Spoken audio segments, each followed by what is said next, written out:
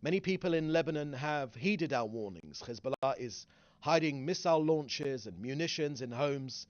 Where that is the case, Lebanese civilians are asked to evacuate these locations immediately.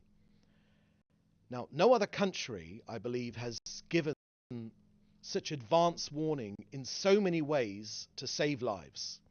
By text message, phone calls, leaflets, websites, and radio broadcasts, Israel is comporting fully with international law in its just war against the murderous terror organization that has performed genocidal acts and crimes against humanity. Next on the diplomatic track, the reports about a ceasefire being already agreed are not accurate. The Prime Minister's reiterated that, yes, of course, Israel is open to diplomacy, as we have been. It's always our go-to option. We've been within this situation for a year now, but Israel has yet to respond to this particular American-French proposal. In terms of Israel's military action to defend this country, the Prime Minister and the Chief of Staff could not have been clearer. The Prime Minister's directed the IDF to continue fighting with full force. According to the plan presented by the IDF, the fighting in Gaza also will continue until the objectives of this war have been achieved. And finally, to COGAT, an update of their work coordinating aid into Gaza. Since the beginning of the war, 53,000 truckloads have delivered 1,038,000 tons of aid. Currently, the contents of 490 trucks are waiting, as they have been. I think I've been updating you on this for months now. 490 trucks, and they've stayed at that level, are waiting to be picked up from the Gazan side of Kerem Shalom. Now, 480 of these trucks belong to the UN. They've been there for months, as I said, while international organizations and other NGOs pick up the aid from Kerem Shalom. We urge the UN to do the same and collect the aid which is just waiting there to be delivered. Now, Israel, on its part, stands ready to facilitate these coordinations and any other measures to assist the UN with upscaling their aid collection abilities.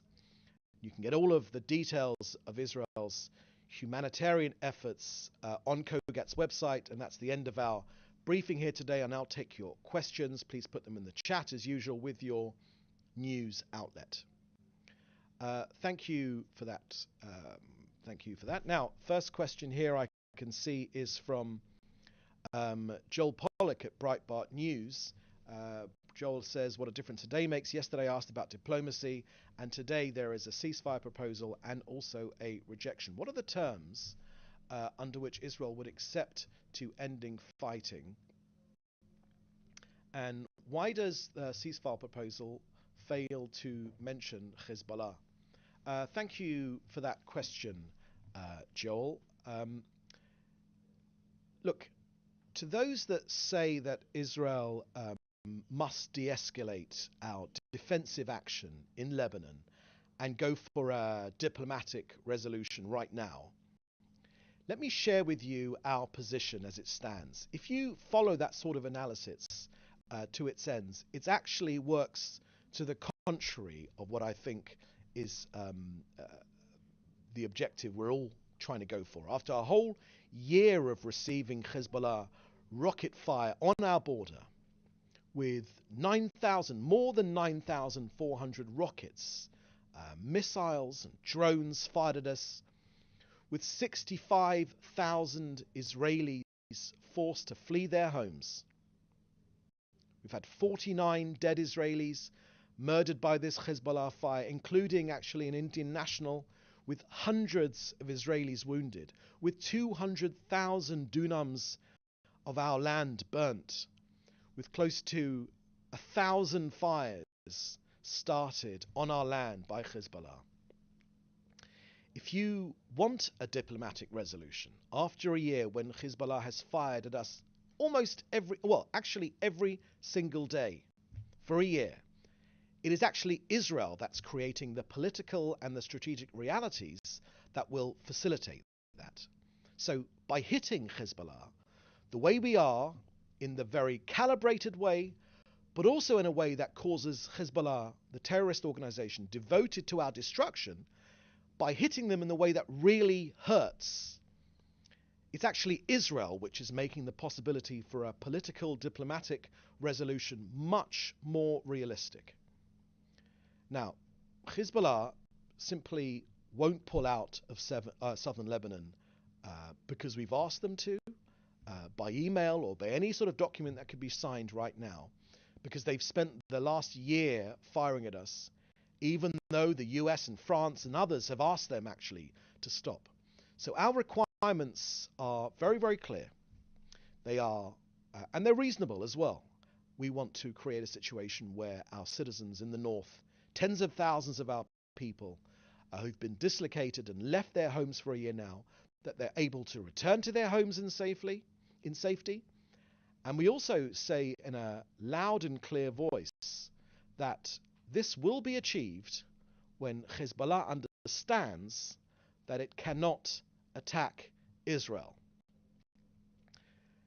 Hezbollah cannot be physically along our border with southern Lebanon. So far, Hezbollah has said no to any such proposal after an entire year. So Israel's carefully calibrated offensive against Hezbollah, surgically taking out Hezbollah capabilities, when Israel targets and hits Hezbollah, we actually move closer to the reality that we all want. That is facilitating a new security reality, as the Prime Minister said, in southern Lebanon, based on understandings which we have already reached in the past, but we've never meaningfully implemented. That's clear for all to see. It's UN resolutions 1559 and 1701. They've been passed, but never implemented, never enforced. So there's no contradiction whatsoever between the desire to reach a diplomatic settlement on an agreed diplomatic settlement based on this new reality and our action to dramatically address Hezbollah's capability to attack Israel. Okay, next question here is from Fred Ager. Terrorists set fire to the Esh Tomoa synagogue in South Hebron Hills, sparking a debate on Jewish identity and symbols, causing Israelis and Palestinians to call for severe action. What can you tell us about these attacks? In any particular measures the government is taking to protect Jewish places of worship in Judea and Samaria? Thank you very much for that question, Fred. Let me share with you our current actions right now and our duties in Judea and Samaria, as you've asked. Look, Israel's security forces are on extremely high alert, and they're deployed extensively, actually, to thwart these sort of terror attacks. And we know that they're happening because there is incessant incitement. We know that Hamas and Iran, of course, are behind it. They want more murderous violence. They want more innocent civilians killed. They want more violence. But the IDF and the government have made absolutely clear that there will be no safe havens for terrorists in Judea and Samaria or anywhere in this country. Now, and the IDF and the government are doing their duty in the entire region, in North Samaria, in Tulkarem, in Jenin, in other places, and in Hebron as well. That's where these murderous attacks have been launched, and that is where we will eliminate terrorism from wherever it emerges. This is of importance now as we approach the Jewish high holidays, the Jewish New Year, and the other holidays, as it is throughout the year.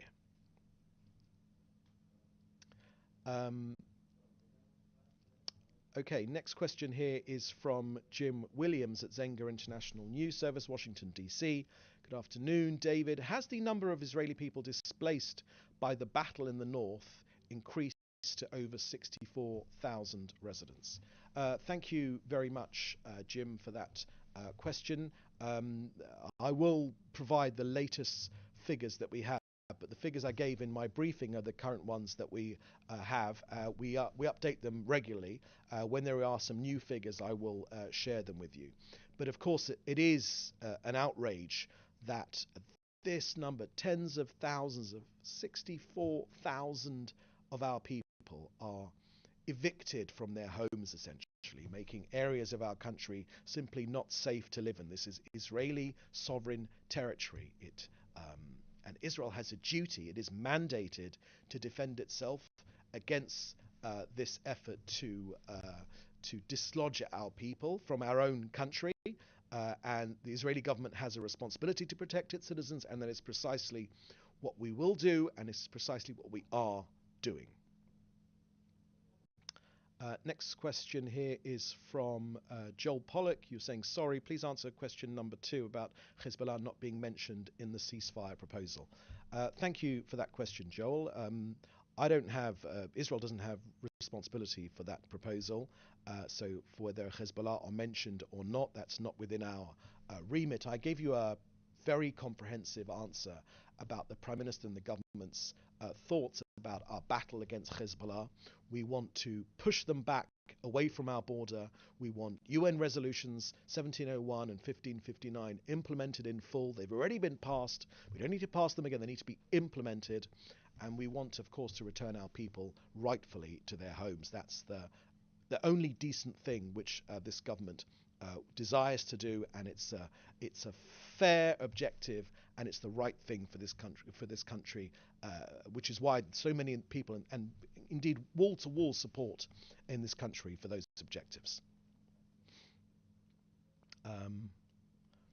Okay, next question here is from Mark Weiss at Khan Radio.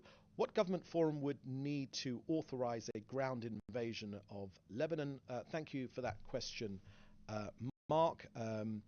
That's a question, I imagine, that in terms of the invasion, ground invasion of Lebanon, the IDF has presented a plan. It's been spoken about by the Chief of Staff yesterday. I would advise you to reach out to the IDF to get more information on that. The Chief of Staff spoke quite forcefully about the IDF plan and its responsibility to defend this country.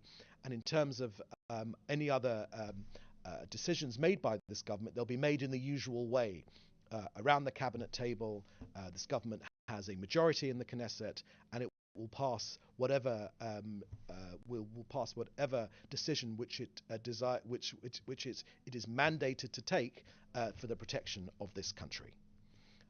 Okay, was there another question up there? Could you go up there for a second? Could you just go up? Just scroll up for a second. Just scroll up for a second. Just scroll up for a second. Okay. Right. I think that's the last question that we've got there. I don't think I've missed any of the questions. So thank you for joining us. The next briefing will be on Monday. It'll be at the same time at 3:30 Jerusalem time. So in the meantime, can you just go to the questions for a second? Because I think I might have missed a question there. Okay, just scroll up. Okay, no, actually you're right. I have actually taken all the questions. So thank you for joining us. And the next briefing, as I said, will be on Monday. In the meantime, do please stay safe, and bye-bye.